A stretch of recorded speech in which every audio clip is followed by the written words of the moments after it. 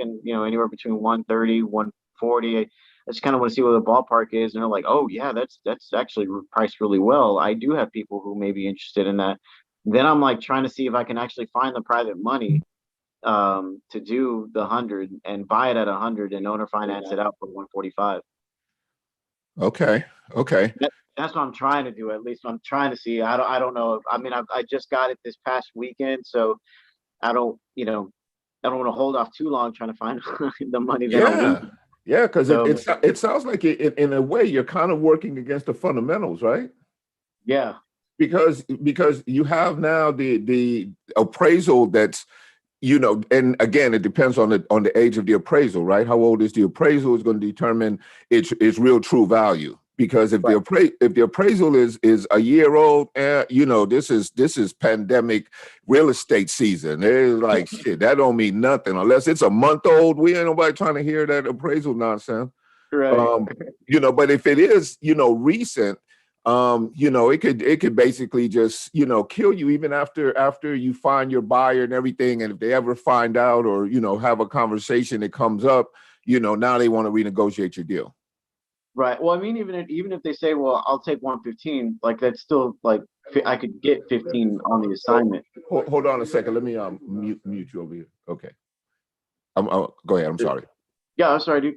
Yeah, so I mean, even if they came in at like 115, I could still probably get the 15 on the assignment. But I think the better play is trying to find the 100 to do and then owner finance it out. Because it is a more of a blue collar area too, so it probably fits that mold way better. What state you in? That's Kentucky. It's in Paintsville. Kentucky. I lived in Fontana. They used to call it Fontucky. Because compared to LA, it is so not the same, right? It's such a cultural shift from Los Angeles, right? Where it's all, tech people and yuppies and Gen Zers that are all balling out of control. There's so much money in Los Angeles. Oh yeah, my God. It is absurd. Like I used to drive Lyft, right? And I would get these this was about 3 years ago, right? Before, I caught a couple of breaks, but I used to drive Lyft and I loved driving Lyft. I hated the company, hated everything about, Lyft and Uber. I still do, they're crap companies, right? But right. When you get in the car, man, like I'm an actor too, right? So I got like 2 roles cast because I gave a ride to the producers. Oh wow. Yeah, and I've got contacts in my database now, buyers that I deal with on a regular basis that I met driving Lyft. Yeah, man. It's crazy. And then like I would see these young kids, man, some of them, in their early 20s, and they're making like $160,000, $220,000, because they work in the tech industry and they're doing, next level stuff. They work in these green, new economy type careers and stuff. And they're making just, God, LA, it's like, it's a whole different world in Los Angeles right now. It's amazing. All that money, dude. All that money, man. I'm like, where are you guys getting all this money? It's a trip. How much of it is had by young people? Yeah, a lot of it's tech, man. A lot of it's tech. A lot of it is tech. A lot of it is tech. So, maybe I'll ask you this. What is what do you see? What do you see coming down the pipe for us? And anybody, please chime in, because I know all you guys are in the real estate game. Would love to get your sense of what you see in the future, not what's being broadcast, but what you've kind of come to, understand and what do you see for yourself in the next couple, year or two as all of this stuff shakes out and we get out of this pandemic recovery money and some things start to shift. Are you guys getting a sense of anything, markets that you think you might, benefit from and want to attack with your marketing and things like that? Are you guys seeing anything? Nick, you can, I know you're out there and I know you have an opinion. Yeah, oh yeah, man. I've definitely noticed this shift in a lot of the stuff, even in my home state of Texas. I mean that Austin's a new California, and that it is. getting so damn crazy, dude, where it's people who were middle class are now having to move like, several towns outside the city, where they didn't have to before. So Yeah. and houses are astronomical. But I am starting to see, I don't know exactly when it's going to happen, but I have a feeling that private money is going to be a lot more of a huger aspect to everyone than it has been in the past. Besides the guys who want to collect notes and be the bank kind of stuff, like even just to close assignment deals, Yeah. I think private money is going to be important because there is even talks here about they're wanting to. They've even got a couple of the big investors here in Texas trying to fight. I mean, in Texas, it's probably not going to happen as much as other states, but like in Oklahoma, they have those huge restriction laws on wholesaling already, Yeah. and that's just a state next over. So I know that that's kind of going on right now, and a couple of the other real estate agent groups out here are kind of bringing that kind of shit up. So I don't know. I just have a feeling sometime down the road, private money is going to be a pretty big commodity. You mentioned something about a lot of the states doing the whole anti-wholesaler thing.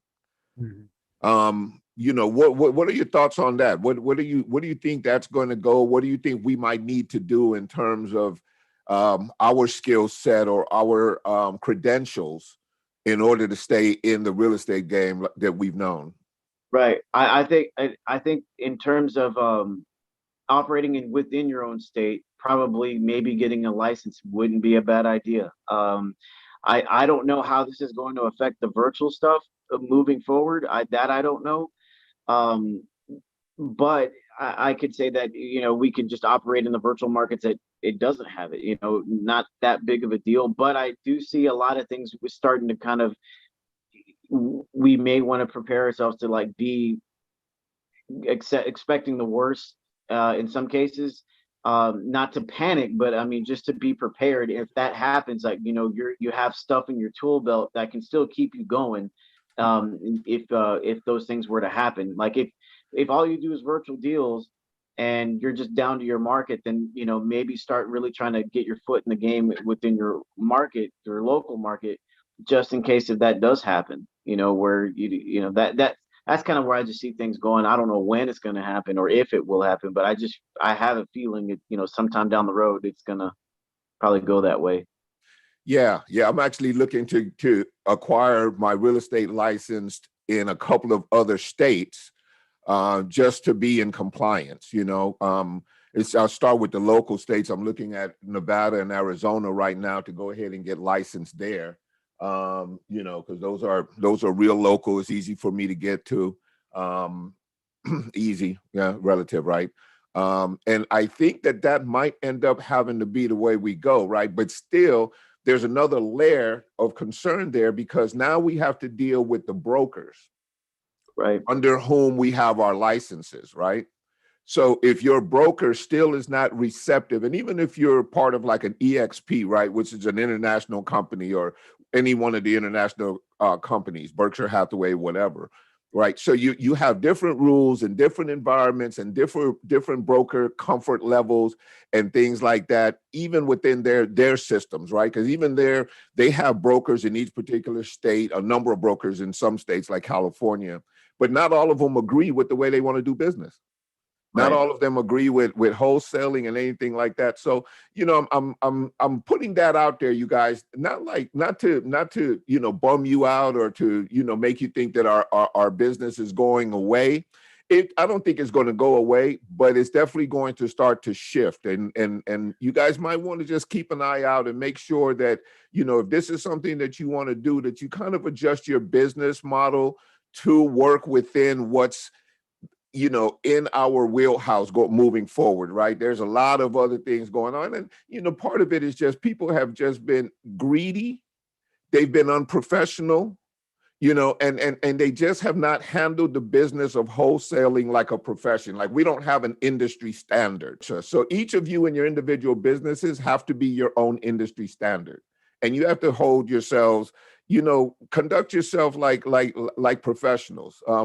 Jazzo, you had a question, and then I want to come back to something for you guys. Yeah, just to chime in. Good morning, everybody. Good morning. Up until 2011, I was a licensed California broker. Got it. And I had a couple dozen agents under me. Everything that you're saying, fellas, is straight. My experience is that in the end, it will balance out again. I was mostly involved with, my firm was mostly subprime and the transactions related to that. And the banks, basically took that paper during the recession, the crash, they took that paper back and they started doing the subprime and pretty much cut us out. Yeah. By virtue of there just wasn't any money in it for us. You were a mortgage broker or real estate? Mostly mortgage, but Okay. did transactions as well as construction loans. Nice. Residential, some commercial.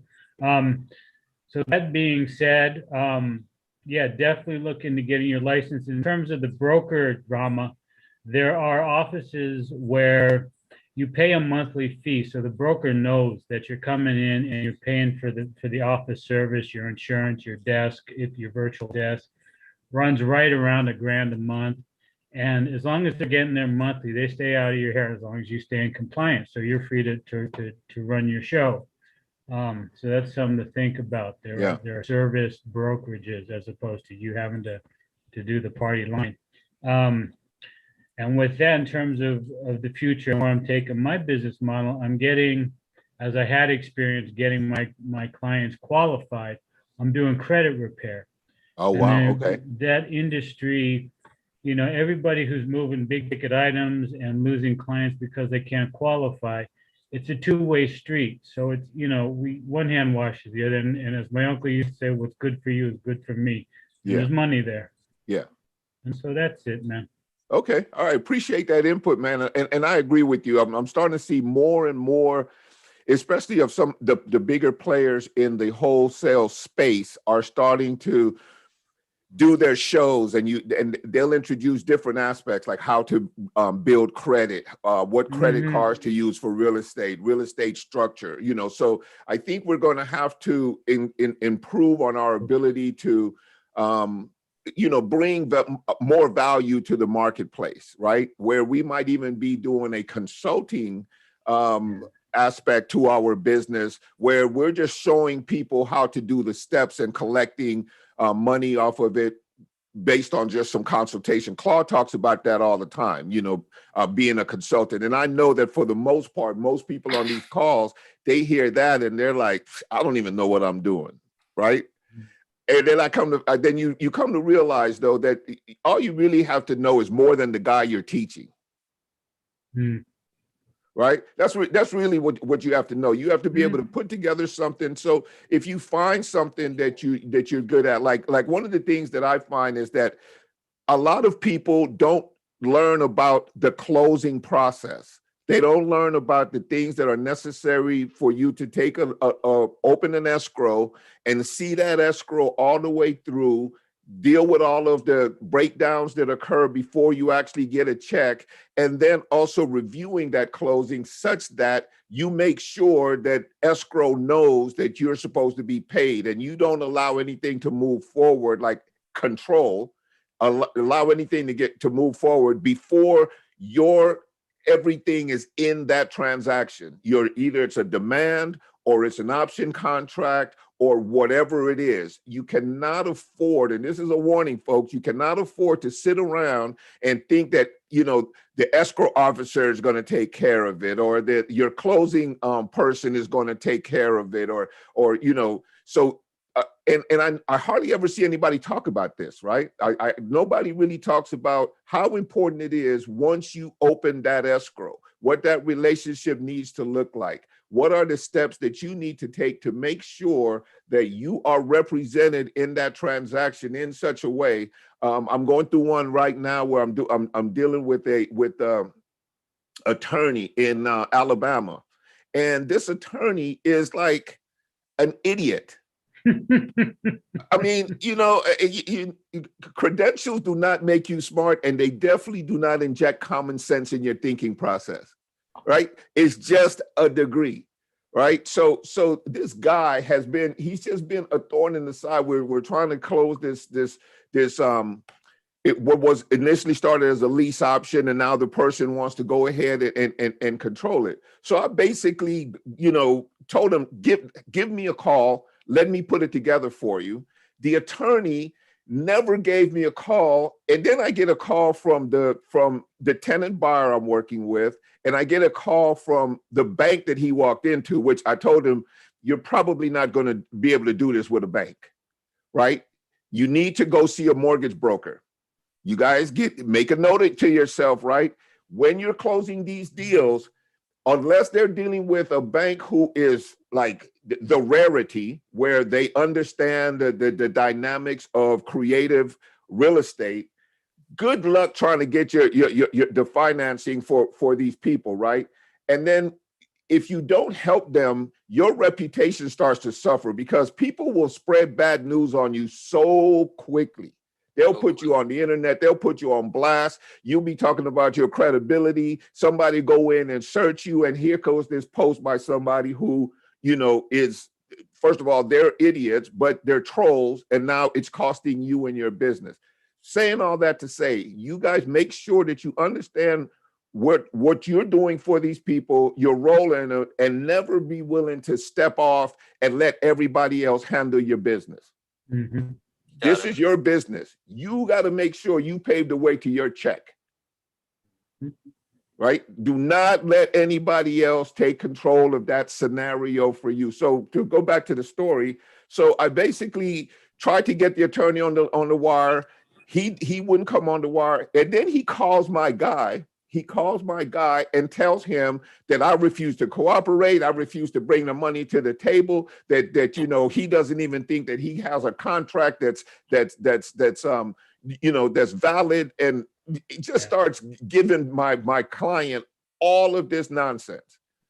Again, to tie back into what we want to do when we get on the phone with these people is we need to have that relationship. That relationship that says, I am your guy, right? Because I have that relationship to such a degree with this particular tenant buyer, till the tenant buyer basically, he kind of was getting caught up in it a little bit. And ultimately I had to get him on the phone and low key read him the riot act. But we have such a relationship that he's like, okay, man, look, why don't you just get the people, right? Because I have attorneys that know how to do this in that state, right? If I don't, I have no doubt I can find some in my network of people that will say, oh yeah, I got a guy who, I got a guy, mm-hmm. right? So I was able to take control back of the situation. I have a national lender that can do loans anywhere in the country, well, pretty much anywhere in the contiguous, and he can also do loans in Hawaii, right? So I had him jump on it, got him, doing the application, everything, and now we can slide it. The thing that you want to take from that story is use brokers. Use brokers instead of letting your guy walk into a bank. I guess it can be done at a bank if the relationship is there or whatever. But here's where the breakdown occurred here, and this is where you run the risk of the breakdown occurring in your transaction. Most bank real estate consultants are just guys who have that job. Yep. Right? They're not real estate people. They're not knowledgeable in the ways of real estate. They're not creative in their thinking process. They're corporate. Yep. They know, paid by the numbers. And heaven forbid, if anything goes outside the line, they absolutely lose their minds. Right? So just a word of advice. Make sure you get some brokers on your team. Make sure you have at least one person who has a reach that would allow them to do the deals anywhere in the country, right? If you can have that, it's going to go a long way towards helping you making sure that you can, help your tenant buyers or whatnot. Why do you still want to be involved with the tenant buyers down the road? Now it's their problem, right? You've done your job, right? Not really. Your job is to build relationships that continue to feed you without you working, right? So you want to make sure that those people have a particular feeling about you where they feel comfortable in referring business your way. And you're going to you can't get all your business from marketing. You can't get all your business from cold calling. At some point, you have to have business walk in the door for you, right? So each one of those relationships, look at as an opportunity for you to establish your network that you can lock in. And there's a certain mindset and comfort level that you'll get to, knowing that don't worry about it. I got a guy or a gal that can handle a situation like this, right? It changes the way you operate within your business as far as your comfort level, as far as your confidence, and people see it and they feel it, and now they call you and say, oh, look, I got a deal. I thought about you because I know, you're into all that creative stuff and whatever. I don't know what to do with this. Maybe you can take a look at it. All the time.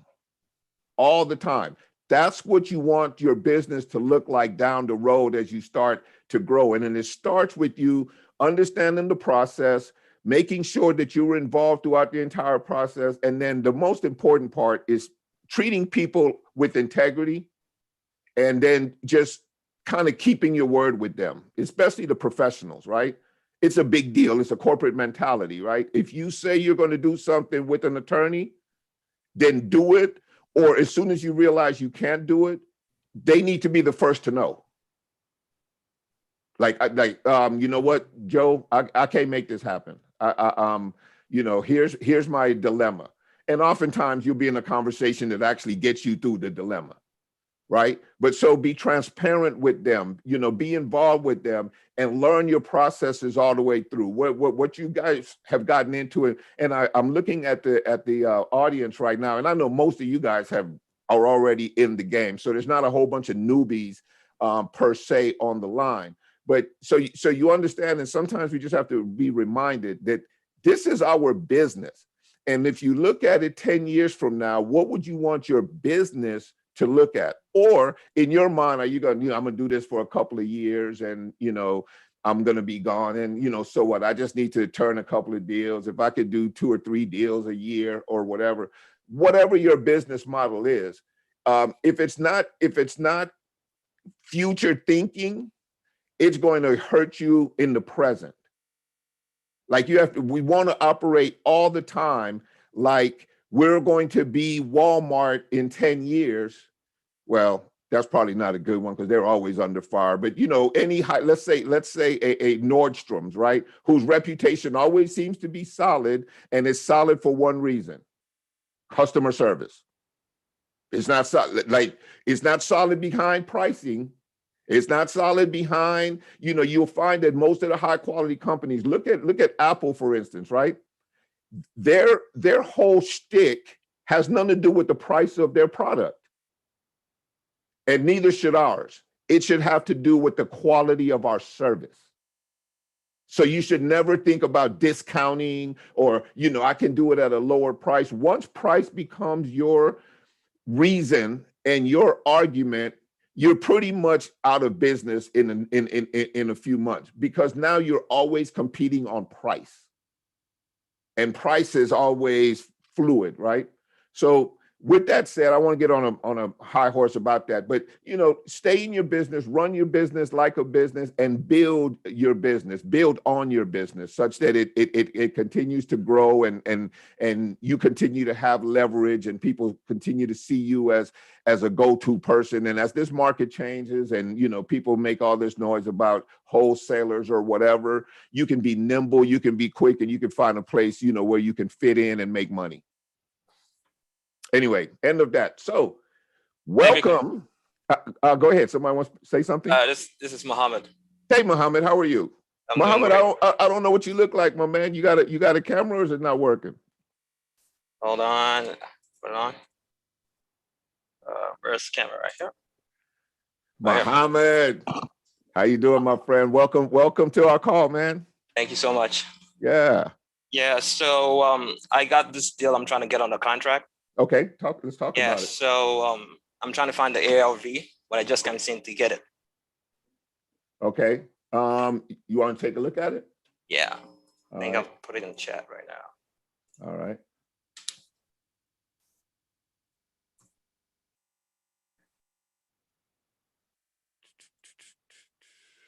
Where you at?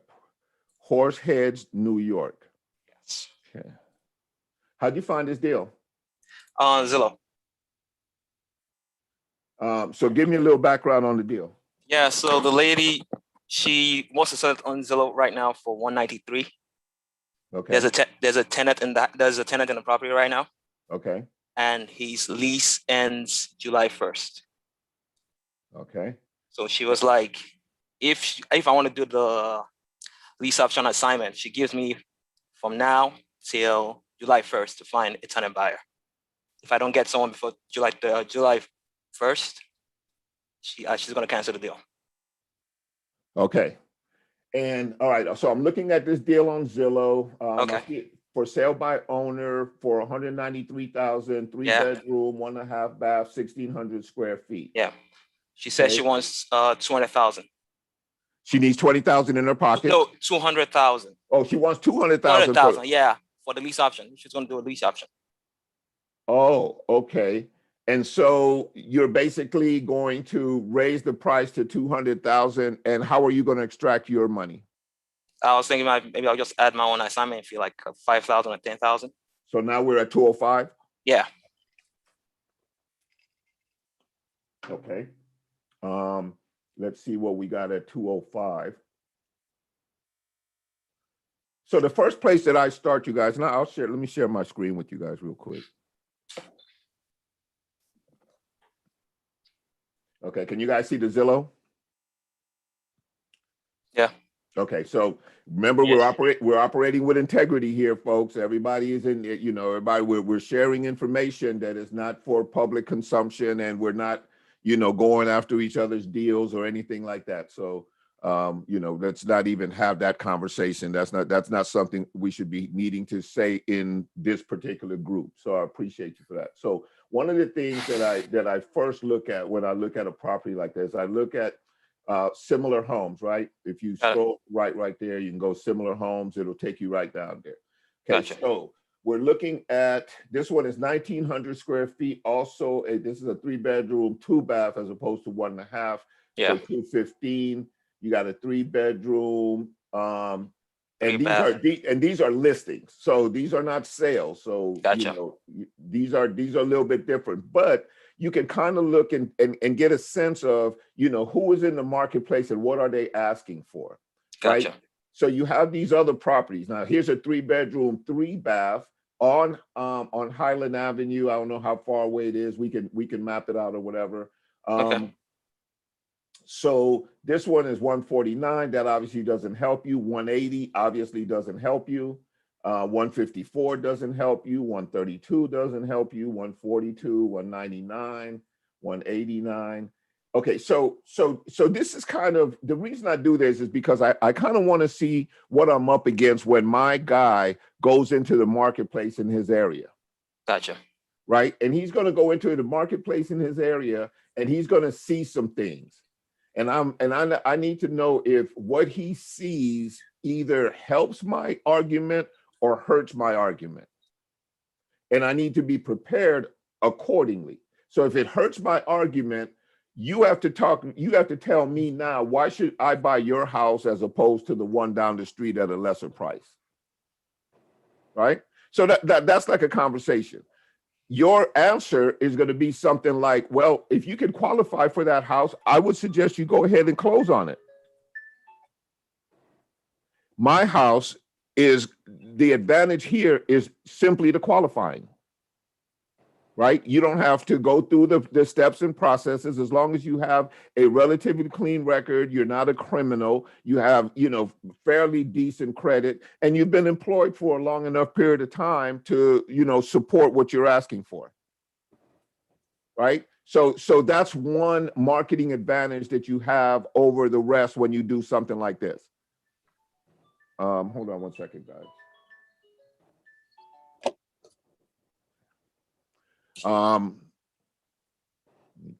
Whatever reason, I'm minimized.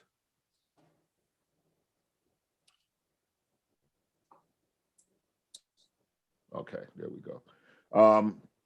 So right now, you know, you're still okay. I would take a look at these two houses and see, okay, how can I compete with them? How far away are those? All right, so let's go to PropStream.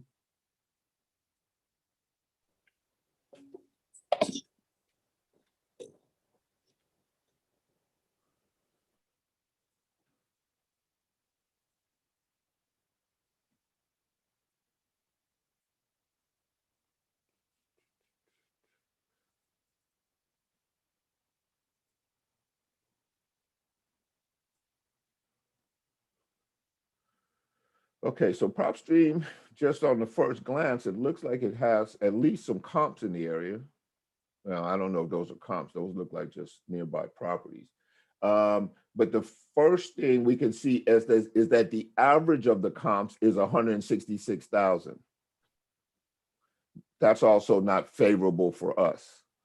Now, here's a couple of things that the reason why I use PropStream. And if Rick is here, you know, he's an expert in PropStream. Like, you know, I know how to use it really well, and it works for me for what I'm looking for. But all of the little nuances, and we have Nick on the line too, who also knows how to use it. He uses a lot of Redfin.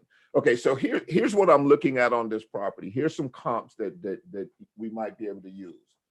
All right, hold on, let me turn my screen a little bit. It's catching glare. Okay, so let's find out the distance from these properties and see if they're on here.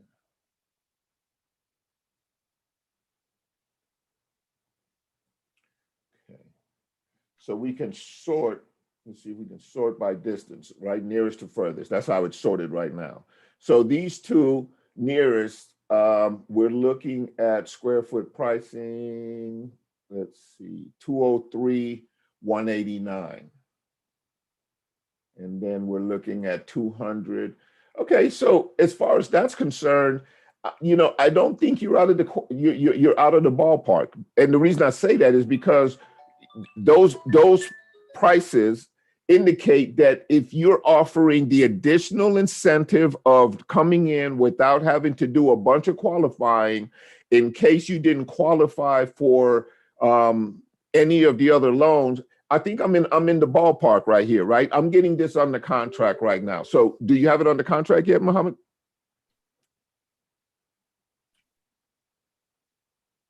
You can unmute yourself.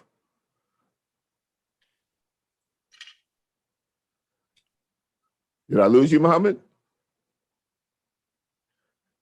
Okay.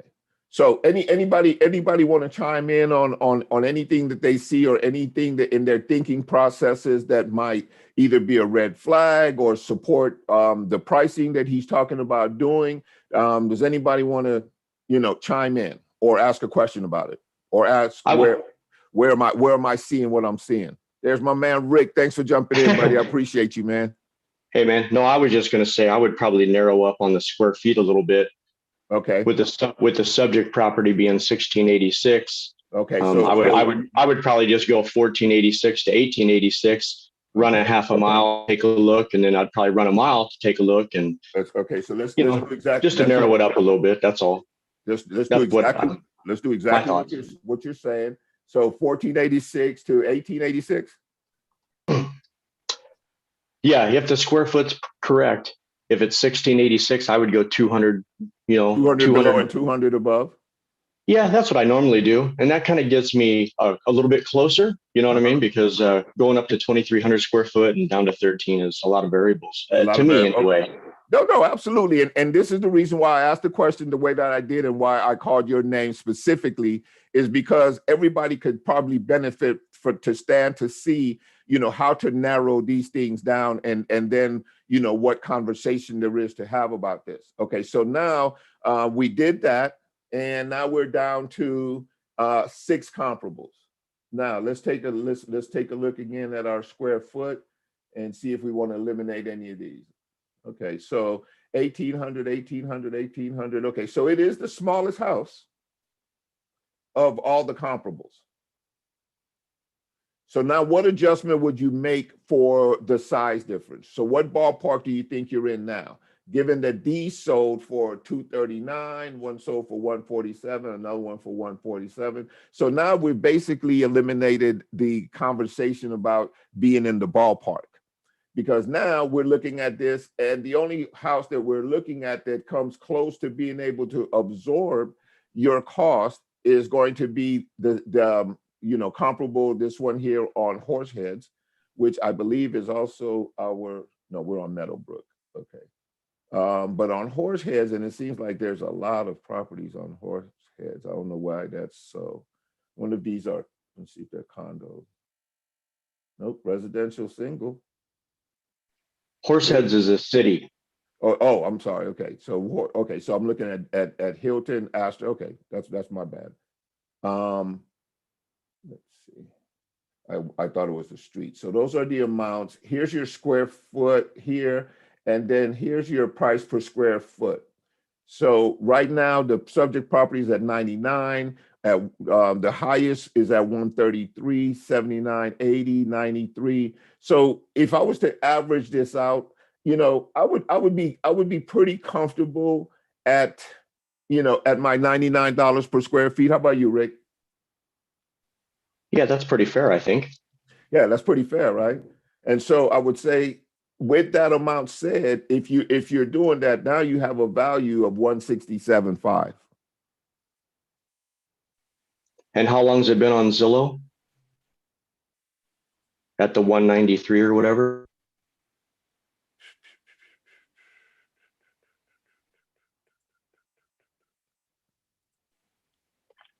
I was just curious. So What? Yeah, you're fine. Listed for sale at 193 on 411.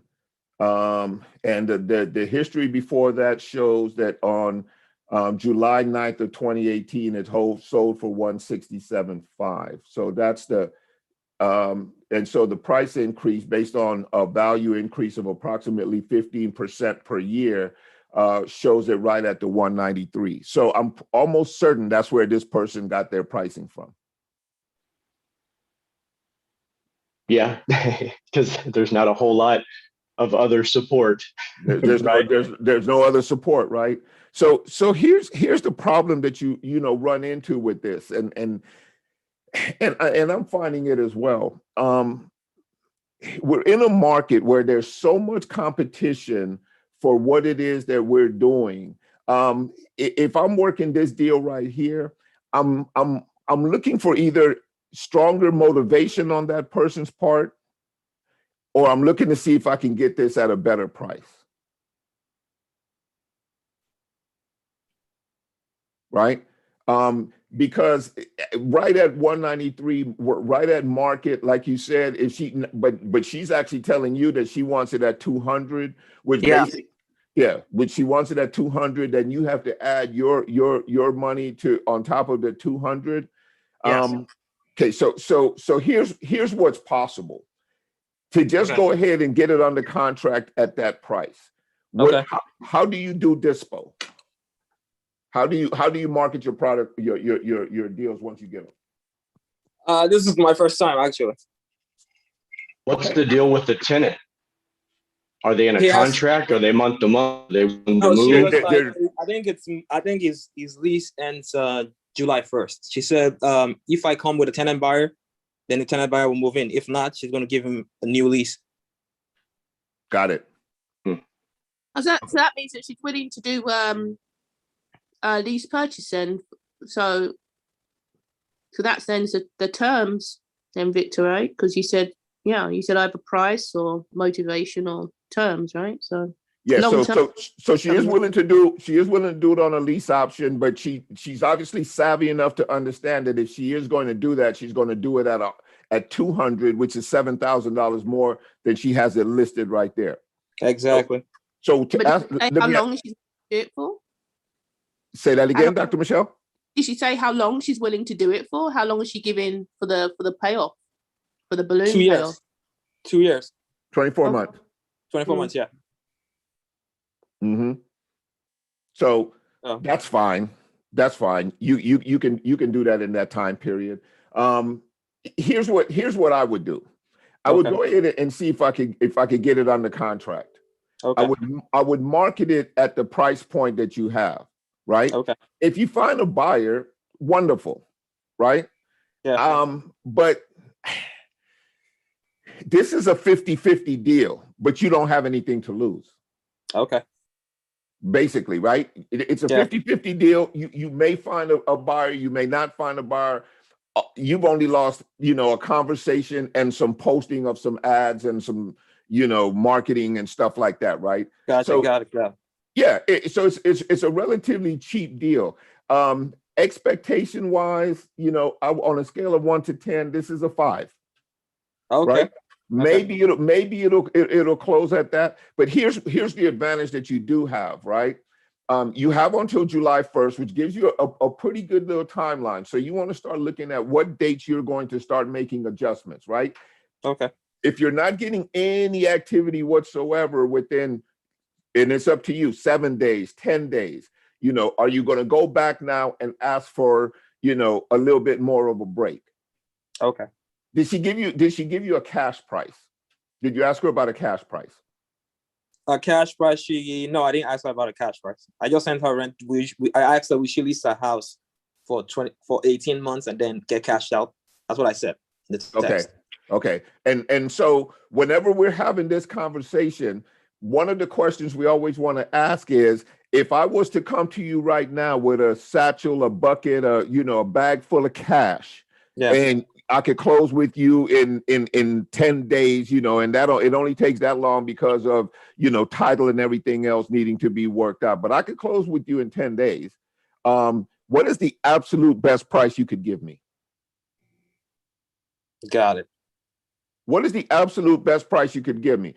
That is going to reveal so much to you, because it's going to say a lot about their motivation. It's going to say a lot about how they're positioning this whole thing in their own minds in terms of, okay, I need to get rid of it. It'll say more than they think that they're telling you. Mm. Because now you have something to go back into and say, okay, you know what? We're able to move this. And I know that you mentioned to me that you were willing to do this at a cash offer at 165 or whatever. Is that still something we could talk about, or maybe not? Well, with that in mind, I'm looking like we might need to just drop the price on this a little bit. Could we look at this at maybe, 183? Mm. Right? You need to start gathering some ammo, because at a 5, you're probably going to end up having to massage this deal before you get it to the finish line. I got it. Does that make sense? Yeah, it does. Now, I say get it under contract, only because, hell, they're hard to come by. So get it on paper for sure, right? Okay. Figure out everything else afterwards, right? You can always go back and Claude talks about this a lot. You can always go back and fix it once the market tells the truth about it, right? And the market will inevitably tell the truth about the deal. It'll say, people are buzzing around this deal. People are visiting the property. People are making appointments, et cetera, et cetera, et cetera. Or crickets. If it's crickets, you make the adjustment. Look, this isn't the end of the world. We might just need to make a little bit of adjustment because we're in a market that people are a little bit more competitive now. The other thing that I saw here, and this is something that I look at a lot, especially when using PropStream, and again, Rick, feel free to jump in here. When I look at my comparables of nearby listings, you see the 0 right here, flip comps? Yeah.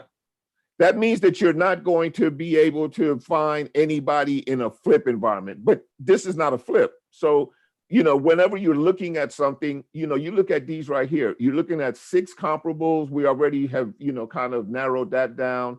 We're Yeah. okay with our price. It's not the most exciting. There's other properties in the area that are competing with yours, but they may not have the flexibility. And you have a larger buyer pool in as much as that you have those people who do not qualify in any other way for any of the other properties.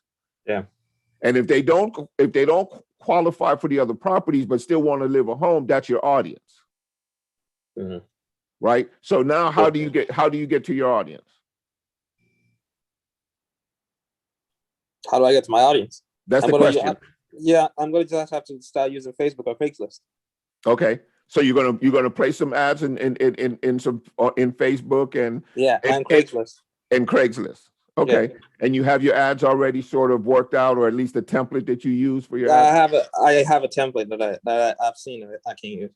Okay. All right. Yeah. And if you need any help, you know, on wording or anything like that, reach out to the crew. You know, we have guys, you know, myself, Nick, Rick, you know, and anybody else on here who you know, who has experience. And if they, you know, have them read it over, because Okay. oftentimes we think we're clever and then we don't even realize something that we wrote, and somebody Oh. else can just give you a different perspective, right? Got So it, got don't be a secret agent. Okay, got it. Got it. Right? That you know, involve the people in your network and you know, let us help you get through this. Right? Gotcha. Got So it. so I would get it under contract first of all. I would give her what she wants, right? Okay. I would test the market and then I would make the adjustments accordingly. Right? But understand the reason I said it was about a 5 is because I don't want you having this mindset like, oh, I have a deal. I got my first deal. You know, this is a 50-50 chance of closing for you, Okay. but it's worth you taking the shot. Okay. You know what I mean? In other words, you know, like Michael Jordan says, you miss 100% of the shots you don't take. Facts. True. True. Right? So I would just negotiate, but you do want to find out a little bit of information, a little bit more. And one of the pieces of information, obviously, is how much they would take as a cash offer. Okay. What is this person's motivation? Her motivation, I believe, is she wants to sell, but she doesn't need to sell. If she doesn't sell, she's going to keep renting. I think she's a tired landlord. She's a somewhat tired landlord. Somewhat tired landlord. Yeah, she's a somewhat tired landlord. Okay, so what conversation did you have with her that, you know, maybe indicates that she might be over this? Because obviously nobody's going to come out right away and say, oh yeah, you know, just take this off my hands, even if that's what they want you to do, right? So give me an idea of the conversation you had with her that got you to the point, because it kind of sounds like, you know, she's like, she knows what she's doing. She accepted your phone call. She understood that if you asked for that, she was going to raise the price. So right now she has all the cards. Yeah, I guess the reason why she had all the cards, because I guess I was a little excited when she responded to the rent to own. As you should be. Exactly. And she counted on that and she banked on that. Yeah. Because So she gets right away. You know, she probably likes you. You know, you come across as a real likable guy. So I'm assuming that you guys got on the phone and she was cool with you. Yeah. Right. Sure, but she also detected that you had limited experience. Exactly. Right. Exactly. So she basically put everything in your hands the way she wanted to.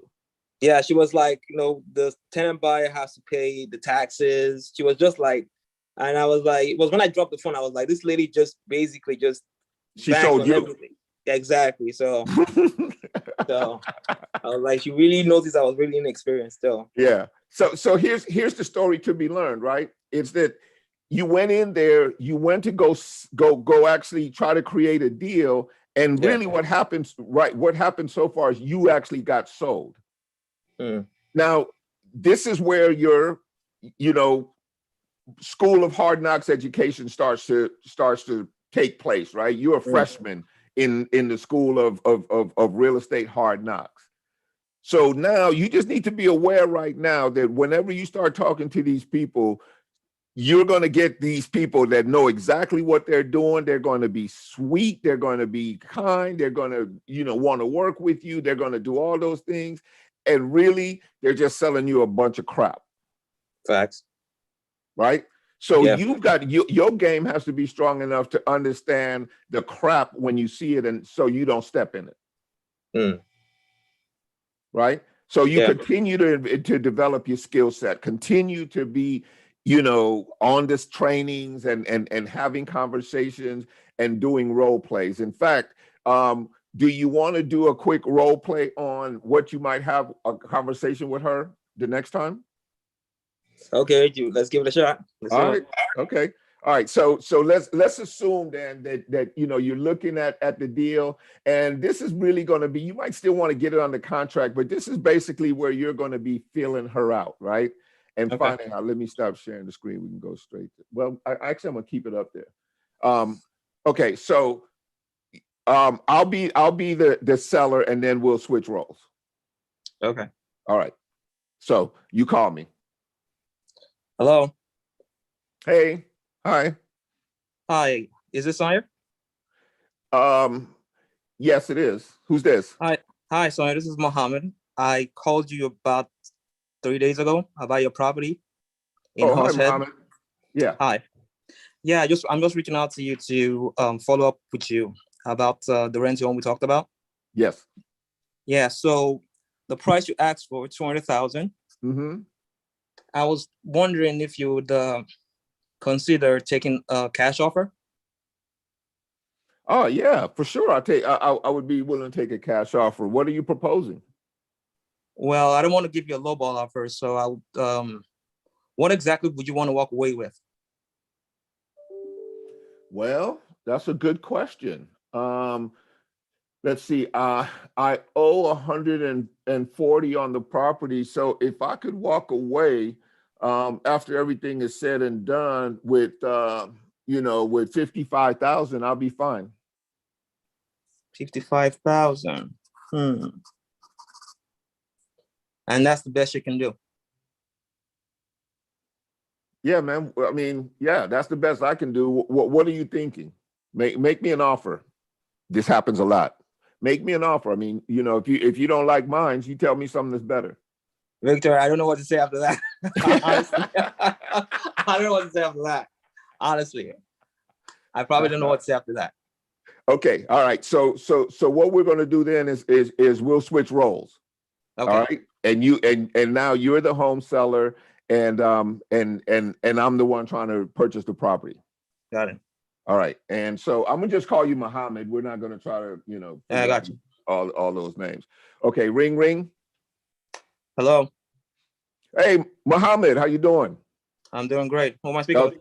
This is Victor. We talked a couple of days ago about your property at on Meadowbrook Parkway. Oh yeah.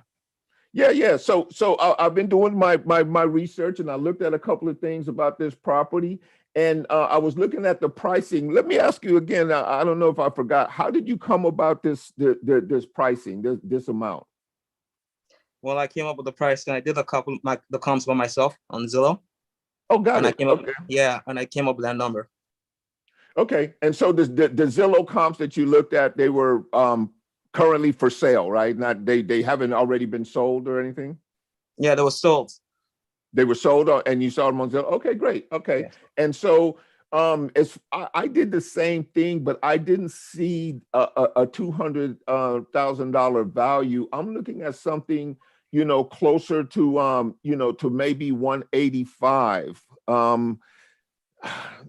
That's not what you saw? Mohammed, look, I told you, Mohammed, I told you already. Victor, I told you already. Anything less than 200,000, I am not gonna take it.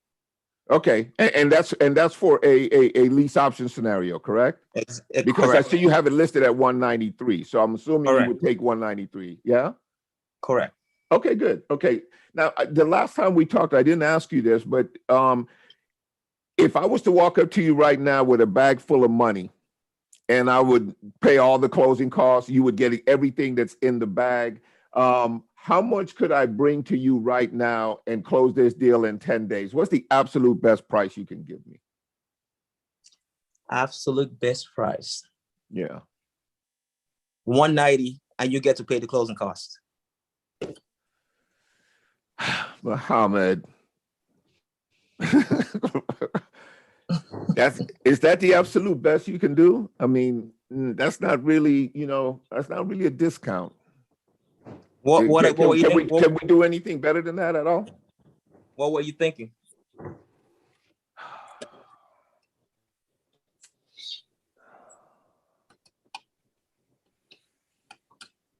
Let's see, you owe 140 on the property. Let me ask you another question. When everything is paid off, everything is done, how much money would you like to walk away with? What's that number? Do you have that number? How much I would like to walk away with? Yeah. I can walk away with 50. Okay. So assuming you walked away with 50, we said you owed 140, so we're right at 190. Now you understand that if under traditional circumstances, you're probably not going to walk away with 190 with 50,000, right? But we're not talking traditional, are we? Well, but I'm trying to find a price for you. I'm trying to find a price that makes sense. Obviously, this is how I make my living. It's how I feed my family. Victor, how I'm talking to you, that's the way she was talking. I know. That's fine. That's fine. That's fine. That's fine. Okay. So, because I can tell that you were talking to somebody who is not new to the game, who understands exactly what's going on, and whatever. So now I need her to get to the point at which she understands that I also know what's going on. Okay. You know what I'm saying? So now I need to balance this scale a little bit so she doesn't see me down here and herself up here. Got it. Right. So that's all this conversation is really all about. Maybe I'll be able to extract something out of it in terms of pricing and get some value increase or something like that. But at 190, this is unreasonable. So in my mind right now, I'm thinking to myself, do I even want to bother? Fact. Do I even want to bother, right? Because I don't have a flexible seller who's answering my questions in a way that, give me the sense that I'm going to be in control of this situation. They're going to want to run this from the beginning to the end. To the end. Yeah. They're going to want to control everything that happens in between. And then when I come back to them, they're going to try to negotiate every single time. Right? Yeah. So with that in mind, Jimmy Jean, what's up, buddy? Watch Jimmy. He's gonna have value. How you doing, Victor? I'm doing good, buddy. Yeah, I'm actually listening too, because with the seller cash, she wants full price, and with terms, she wants what, 7,000 more on top of that. Yep. Yeah. She wants you to pay. She wants you to pay for her terms. Yeah, and it's like to me, I'm just listening. I would actually just do what Claude and what you would say, just submit an offer, give it a shot, and then try back and see if you get any bites, to see if you can make some money. Because at this moment, the seller is really, really not like leaning towards you as far as she wants to really work with you. She just testing you out. She knows the game, and she's seeing a sucker. That's it. He's absolutely right in that regard. Yeah. I want to show you something else real quick, because you're relatively new to our little our little posse here. Yeah. But I have where's my stuff? Could I throw something in real quick? Just my thoughts. Absolutely. Everybody who's on the line, I need y'all all to participate. Share your experience, share your value. Because it is on Zillow, I would probably throw in there that, hey, I see it's been on the market for about a month and a half. What type of offers are you seeing? Mm-hmm. And that might level her out a little bit, especially if she hasn't seen any offers at all, or if she's getting lowballed. Yep. And then she's getting lowballed, you can be like, oh, you're getting some around 160. Yeah, that's some of the comps I'm seeing in the neighborhood. So I understand that. And then maybe jump back into your conversation to see if she starts to give a little bit.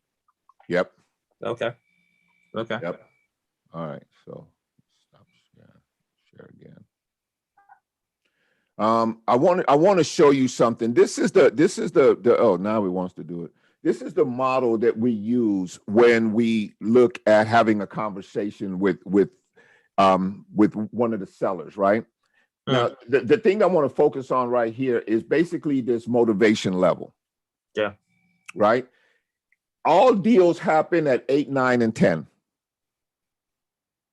Anything less than that, it can't be counted on. There's not enough motivation. There's not enough room in the deal. The timeline is working against you. Notice that I've pretty much checked all of the things that are not in your favor right now. Yeah, pretty much. Right? There's no timeline favor. She can take it or leave it. Right? There's no pricing favor. She wants what she wants as far as the price goes. There's no knowledge advantage because she is probably even more skilled and knowledgeable than you are. Yeah. So why do you want this deal? Again, it goes back to this though. Get it on the contract and see what happens. Got it. Right? Question, Victor. Yes, ma'am. In terms of the monthly payments, what did she say she wants monthly? 1,700. And is And what- that what the market? Exactly. That's what yeah. she said. That's what the tenant is paying right now. Oh, okay. What the market. Okay. Right. So if the tenant is paying that right now, Yeah. that's obviously to your advantage. So let's take a look and see what Zillow says are the rents. So Zillow says 1,600, so it's not out the question. Because you oftentimes charge a premium for lease option pricing. No, but this current tenant is it a lease It's option? already at 17. Yeah, but is it Yeah. a lease option? The current tenant? No, No, I think it's a lease. It's a lease. Sorry, so it's a lease purchase. It's just a lease. Okay. Yeah, the Yeah. current the person who owns it is an investor. They may not be Right, a consistent yeah. investor, but they own property that they rent out. It's currently rented on a lease that expires on July 1st for the amount of $1,700. Well, I mean, unless you could get like do a lease purchase for maybe I don't know 2,000, which would give him $300 cash flow. Well, that is an option, but I don't know if you can move the market up $300 on a cash flow, and I don't know if he's looking to sandwich this deal and stay in the middle. So negotiating another $300 would be to put where into the. No, if it's gonna be a sandwich, if he was gonna do a sandwich, then that's the only way that it would work. Yeah. If Me sandwich. personally, I wouldn't want to be involved in a sandwich with in this situation or with a seller of this. Yeah, exactly. Yeah, I wouldn't want to deal with this person any more than I would have to. You know what I'm saying? Exactly. If I could grab my 2,500, 5,000, which is what I was willing to take, when I was getting started in this deal, I'll take that and be done with it and be out. Exactly. Yeah. I can't see that there's much where the numbers are then for you to get out quickly. Really. Well, I mean, it could be a traditional, transaction. Basically, all he's going to do now is he's going to have the right to market it. He's going to go out into the marketplace and see what the market says about it in terms of doing some advertising and putting up some ads and stuff and seeing what kind of activity. What you could do is do it as a lease purchase, and maybe another investor will buy the lease purchase. Okay. The sandwich deal. Buy the sandwich deal. Maybe another investor will buy it. Well, we're already sort of okay. So you've created an investor, sort of, like a possibility, right? Well, we're all investors, and we don't see the value here. So tell me how you would sell this to another investor. As a sandwich lease, Okay, option. but we've determined that as a sandwich though, we just don't have a whole bunch of room. So there's some people who are happy with the $300 cash flow. If you know, if they feel that they can get $2,000 a month. Because, you know, some people say that the end buyer, who's going to be the, you know, the purchaser, the tenant buyer, Mhm. yeah, he's going to have to pay a premium above the rental. Okay. So if the premium is $300, and if it's leasing at the moment, renting at the moment for $1,700, they've got to pay $2,000, but it's their own home at the end of it. Okay, so here's what I want you to think, and I appreciate you jumping in with that, Dr. Michelle. So here we are now. We're creating something that's sort of okay. So here's our potential buyer pool right now, right? This is just, you know, make believe. So let's say this is our potential buyer pool right now. Right? I narrowed it down significantly. Yeah. Well. You get it. Yeah. Thank you. You get it. So I'm just now, sort of trying to make something a silk purse out of a sow's ear. But maybe it's just not worth it. It's just not worth it. You know what I mean? well, you know, I mean, sometimes we catch breaks like that, right? Like we'll catch a break, but I don't know if you want to plan your business on the 10% chance that you'll find that elusive investor or tenant buyer who is going to be there. You have got to have the ability, you have to create the widest audience you can possibly create for the resale, like a mindset, right? So you need the widest audience you can possibly get. The lower you can get this price, your audience grows a little bit more. Right? Got it. The more attractive those terms, now you have a little bit of a bigger audience. You don't want to shrink your audience because this is already a tough enough deal. Does that make sense? Like a mindset, like a thinking process? Yeah. Muhammad? It makes sense. It does. Yeah. Yeah. So stay there. You know, I would see if I can get a better price. Yeah, I'll get a better price. Get it under contract. You know, run a few ads. Who knows? Hell, somebody might jump on it. You know, you extract your $2,500 or your $5,000 out of this deal and be done with it, and you know, on to your next one with a success in your belt. Got it. Yeah, but understand that, you know, it's an okay deal. It's not anything to get super excited about. Yeah, not a home run. Yeah, it's definitely not a home run deal. You know, go ahead and get it on the contract and let the market put you in position to renegotiate this. Gotcha. Right? And you know what? It'll take you 30 minutes to put up a couple of ads and find out what the deal is. Why not? Victor. Yes, sir. Also, one more thing. You just had it up, the way you actually qualify your prospect, the sellers. Yep. I think you should go back and qualify him or her the correct way to make sure they're both on the same page. Yeah. And you're going to massage your way through that when you call them back and stuff, because you don't want to, you know, you still want to hold on to the deal, but start to inject some of the things that we talk about as far as, you know, uncovering motivation, et cetera, and so people can see. Let me go back to that particular. Show you what Jimmy's talking about. Okay, can you see that? Yeah. Okay, so this is our process. You should screenshot it or do, you know, what you need to do. But this is not a bad way for you to get on the phone and know exactly what the process you want to take them through. And you can always go back to this process and fill in the blanks from the conversation you had before. Right? You know, last time, Muhammad, you know, I wasn't really sure about, you know, your real reason for doing it. It kind of sounds like it's just a good idea, like, you know, you can do with or without. Am I correct in that assumption? Yeah. Okay, so is there any way to move the needle on that?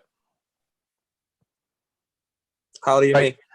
Well, I mean, is there a price that would increase your commitment, like or a timeline or something? Could I, if we did this faster, if I can get you a certain amount of dollars within, say, 10 days, would that increase your commitment in this? Let's say I could close in 10 days, you know, at a particular price. Obviously, it'll have to be a price lower than we're talking about right now. But does that speak to you at all, or maybe not? Well, if you can get it in 10 days, I'll be fine. But anything more than that, once July 1st, like I told you, once July 1st comes, the tenant pays the rent. That's it. Deal is off. Oh, I absolutely, and I really appreciate you sharing that with me, and you know, thank you for being so transparent. You know, I'm looking at this deal, and what I'd like to do is I'd like to maybe, you know, if I can get it under contract with you. I do have some buyers in your area, you know, that may in fact be interested in this property. So if I can go ahead and get this documentation just based on what you and I spoke about right now, if I can get this over to you in the next hour or so, is this something we can move forward with, or maybe not? Definitely. Definitely. Okay, great. That sounds good. I have your email. I'll get the documentation over to you right away. And then what's a good time this afternoon for us to follow up? Is three good, or is 4 o'clock better? Call me by 4. Call you by 4? Yes. Okay, perfect. All right. I will be back on the wire with you sometime before 4 o'clock this afternoon. Look for my email in the next 30 minutes to an hour. Okay. Okay. All right. Thanks, Mohammed. Thank you so Okay. much. So again, the work that I'm going to be willing to do on a deal like this is going to depend on the value to me in the long run. Okay. You know what I mean? Like, I'm not going to go through a whole bunch. I'm not going to try to, you know, nail them to the wall on a deal like this, because there's just not enough value there under the best circumstances and with the person that I'm dealing with. Yeah. But if I can extract $5,000, I'll. Right. Let's see. Yeah. Victor, like you said, it's like she's the one controlling the deal right now. The ball is in the court right now, so I don't have much wiggle room. No, but going back to what Rick suggested is, you know, let some time go by. Let's see if she gets some activity, or maybe you get some activity on this, right? Time has a way of changing the conditions of this deal. Yeah.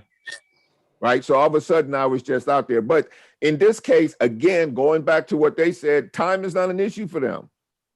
They'll just renew the lease.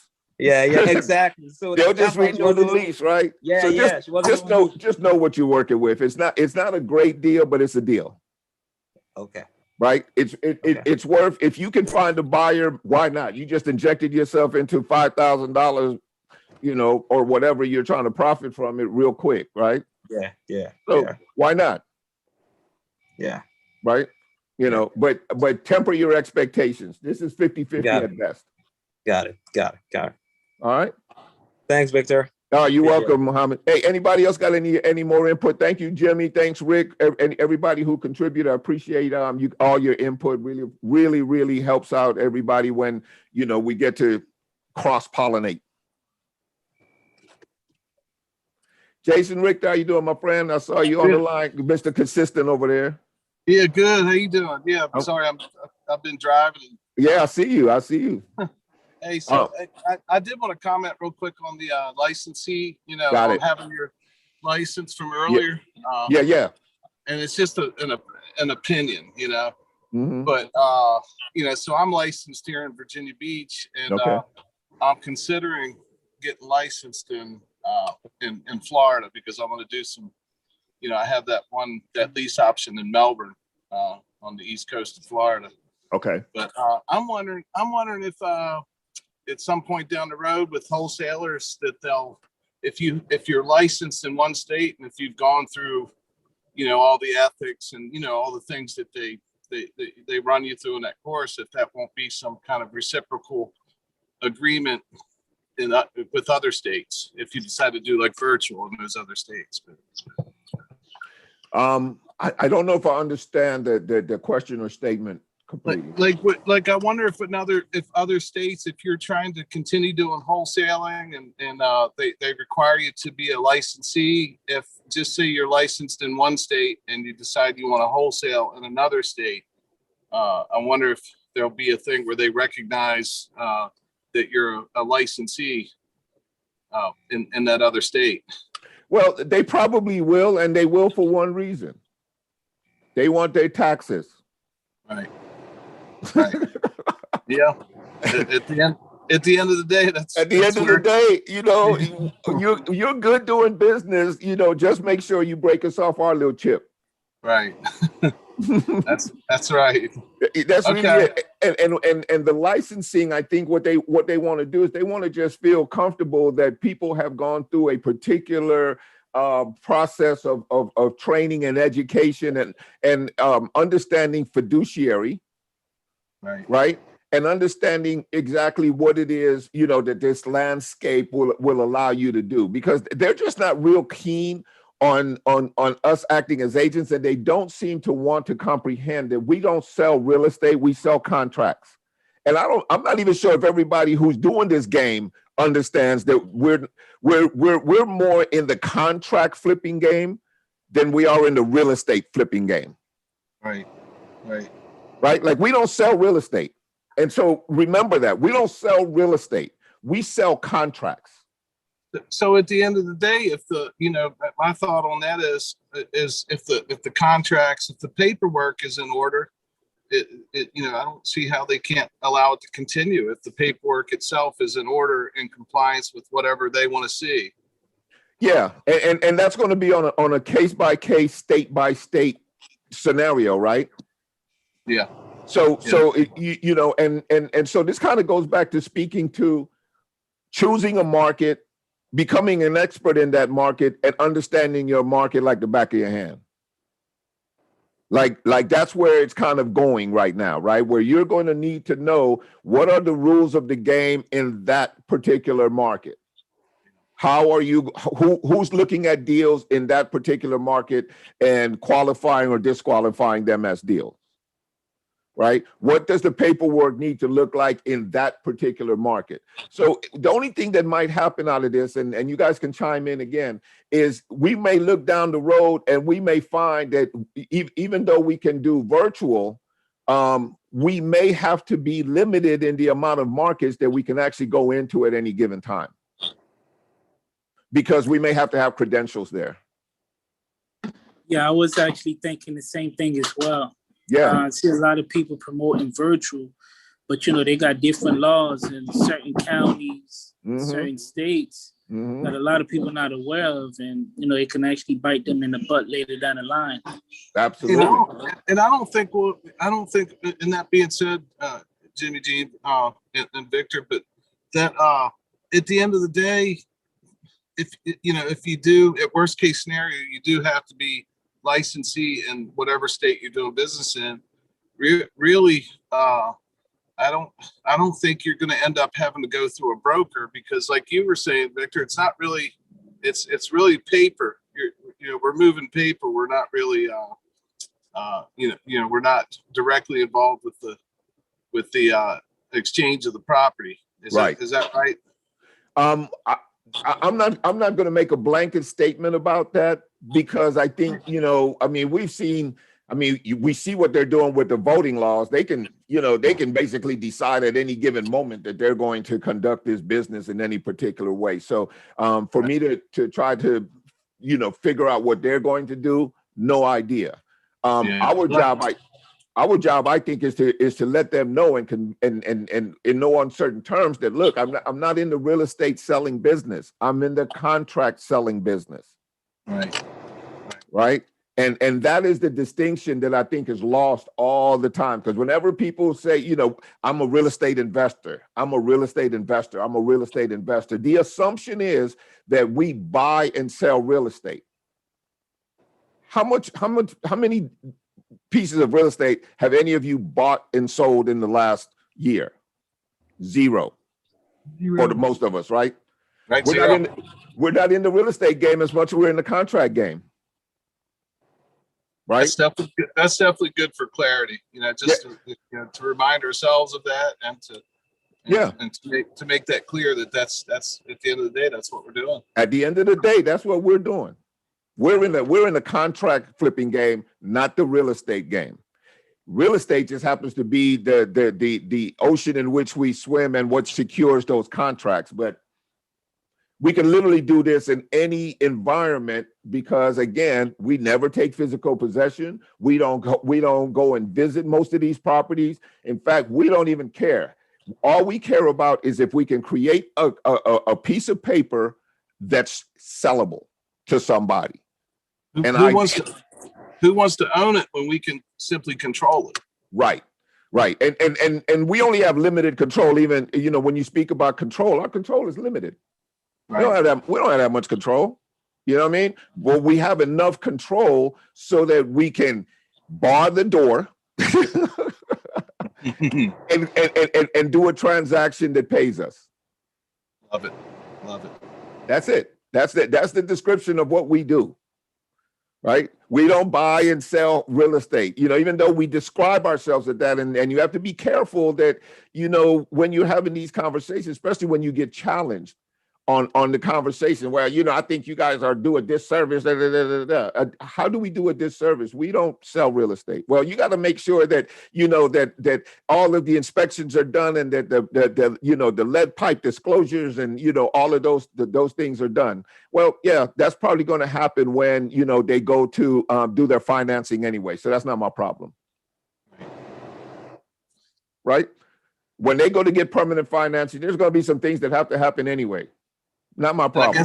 I guess if you end up renting it, a lot of times in the lease, whatever, if you're using a state lease, it has all that, it has all the disclosures. It has all of the things in there that are necessary. And so a lot of times you hear, make sure you read your contracts, make sure you use the appropriate contract for the appropriate state. That's what they're talking about.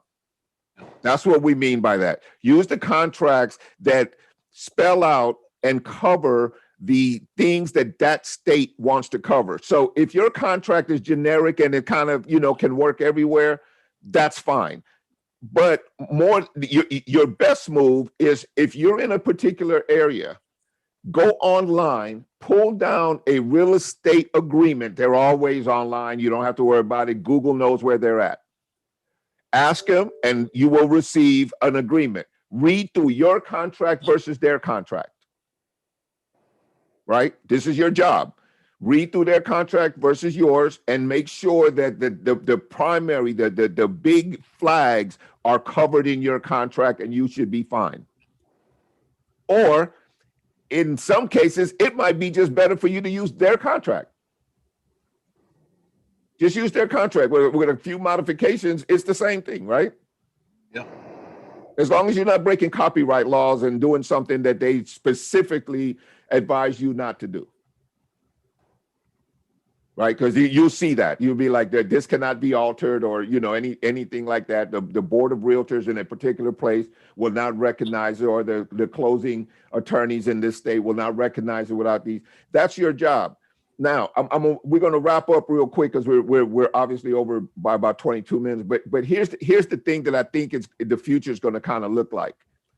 Find your market. Be willing to get licensed in that particular market and become an expert in your market. In the real estate game, as you guys know, I'm a real estate agent as well. In the real estate game, do you, and I think if you guys think back about this particular statement I'm gonna make, most agents, including multi-million-dollar top producers, have a farm. And their farm is of a particular size. It's usually local to them, obviously, right? So they can get to it, so they can be in front of their clients, et cetera, et cetera. But these people make, millions and millions of dollars. And most of the big agents, and I'm not talking about brokers, because brokers obviously have agents in all different markets, but the agents themselves that do well, it's a small community. So choose some areas that are popping, that are going to have some activity. Go on PropStream and see where flips and rehabs are going. Look at this. This is a good one that I just actually started doing. Every city has a city plan,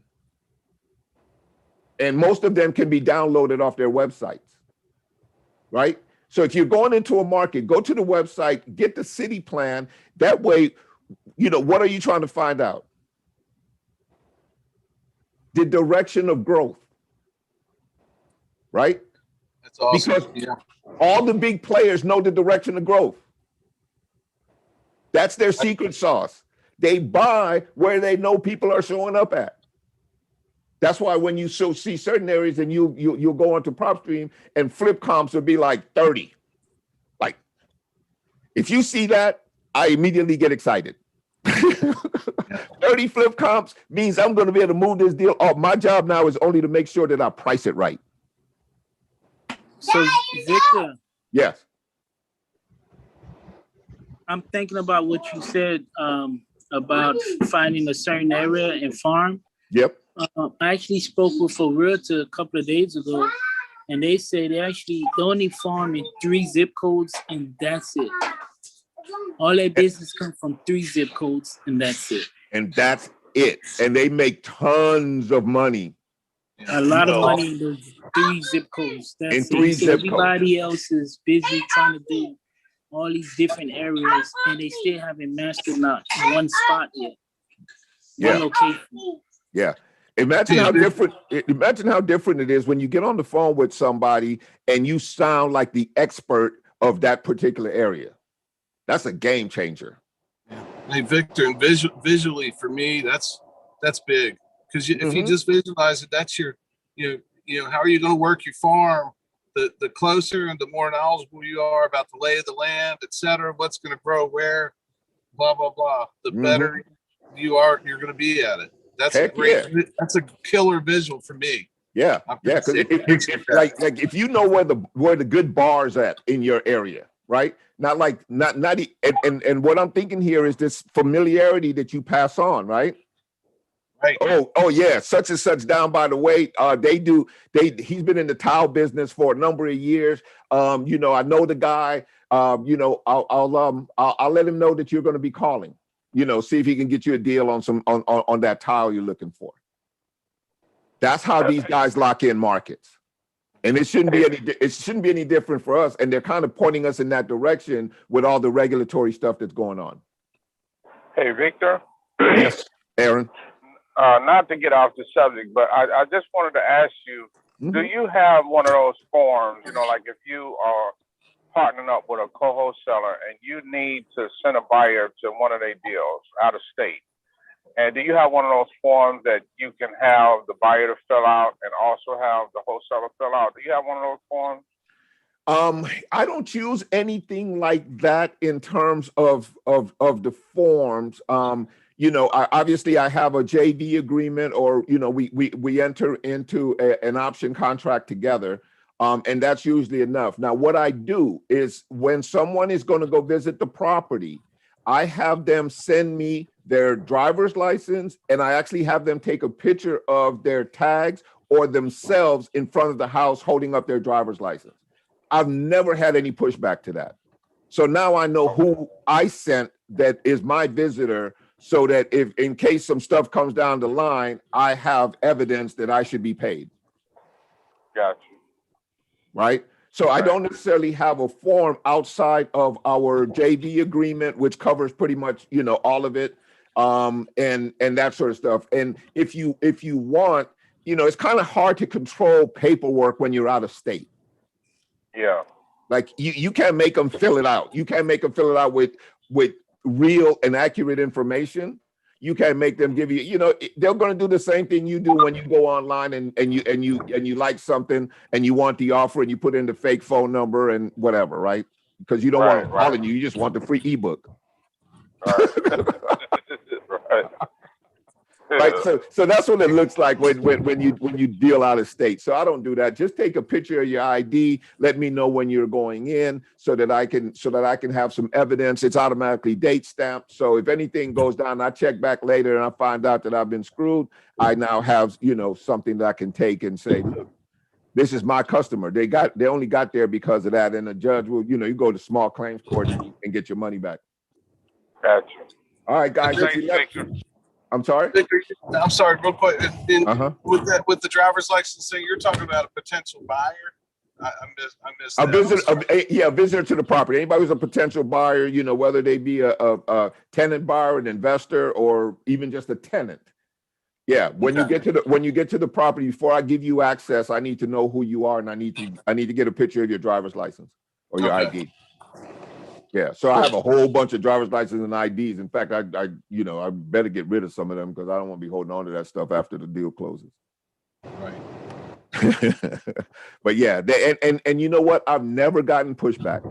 Like nobody says, no, I'm not sending you that. And like, okay, that's fine. But unfortunately, I can't let you into the property because, you know, with what's going on in the country right now and the crime and you know, the things that have happened, I can't have you in the house without me knowing who you are. I have to know that.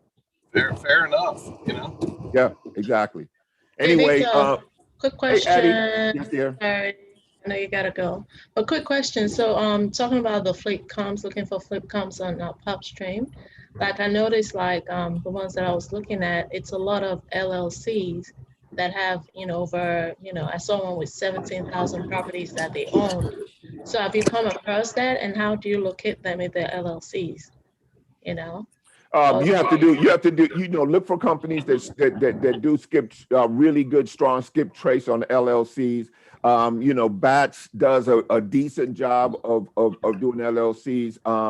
What's your LexisNexis? But understand that, you know, you're now talking about a little bit of a higher price, you know, as far as that's concerned. You know, look up the LLC online and see if you can get an address. And the cheapest way, other than skip tracing, would be to send them out a letter. Yeah, they don't Or have their postcard. addresses or PO box online, but you know, none of them have a phone number. Yeah, you have to just skip them. You have to Right. just skip them. Yeah. Anyway, guys, Okay. I gotta right. get going. Thank Thank you for your question. You're welcome, Addie. Jason, Jazzo, CD, Harvick, Jonathan, Lou, Rick, really, Hervik, haven't seen you in a while, baby. How you doing, man? Good, staying busy, traveling Yeah. back and forth, Florida to Georgia. Oh, okay. Are you still working deals and starting to make it still? For sure, yeah. No, definitely. That's the Okay, reason for good, traveling, good. yeah, going back and forth. Yeah, great to see you, man. Thanks for showing up. Appreciate it. Rick even turned off his camera to let us see his pretty face. Always good to see you, man. Appreciate all you do. Likewise, brother. CD, what's going on, my friend? Hey, what's going on, Vic? All It's right, good to see you, man. you still looking to move that deal? Hell yeah, I'm looking to move that deal. Okay, I'll call you. I'm gonna call you this afternoon. I think I might have something for you. Okay. All right, guys. You guys make it a great rest of the day. Thank you guys for showing up and showing out like you always do. And I'll see you guys again next week. All right. All right. Thank you, bro. Victor. Thanks for all your help. Thanks, man. All right. Thanks, guys. Bye bye. Yeah.